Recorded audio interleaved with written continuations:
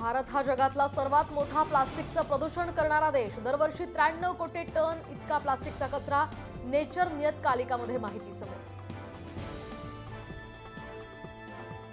Credit debit कार्डनं payment केल्यास आता त्यावरही 18% जीएसटी लागणार। 2000 रुपयांपेक्षा कमी ट्रान्झॅक्शनवर जीएसटी लावण्याच्या हालचाली सुरू। उद्या जीएसटीच्या बैठकीत निर्णय होण्याची ही शक्यता। निवडणुकीनंतर काश्मीरला राज्याचा दर्जा देणार अमित शहांचं आश्वासन। तर निवडणूक प्रचारामध्ये काँग्रेस आणि नॅशनल कॉन्फरन्सवर सुद्धा कडाडून टीका।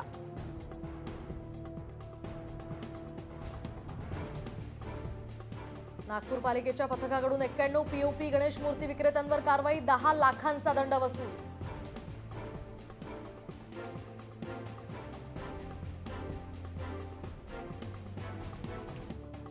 मुंबईमध्ये मुकेश अंबानींच्या अँटिलिया निवासस्थानी गणेशोत्सव साजरा। मुख्यमंत्री एकनाथ शिंदेंची हजेरी तर रश्मी ठाकरेंचीही विशेष उपस्थिती।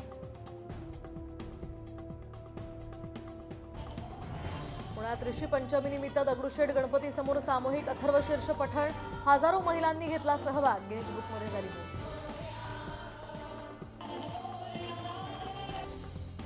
पॅरिस ऑलिम्पिकमध्ये भालाफेक नवदीप सिंगनं जिंकलं सुवर्णपदक। इराणचा स्पर्धक बाद झाल्यानं नवदीपची रौप्यवरून थेट सुवर्णपदकापर्यंत झेप। तर पॅरिस पॅरालिम्पिकमध्ये महिलांच्या 200 मीटर धावण्याच्या स्पर्धेमध्ये सिमरन शर्माची दमदार कामगिरी। 24.75 सेकंदात धाव पूर्ण करत जिंकलं कांस्य पदक।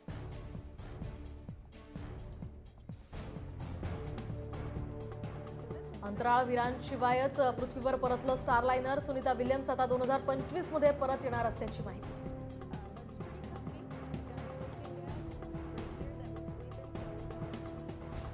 कंगना राणावतच्या इमर्जन्सीच्या प्रदर्शनाचा मार्ग मोकळा। 3 कट्स आणि ऐतिहासिक विधानांच्या संदर्भांसह परवानगी। चित्रपट निर्मात्यांना दिलासा।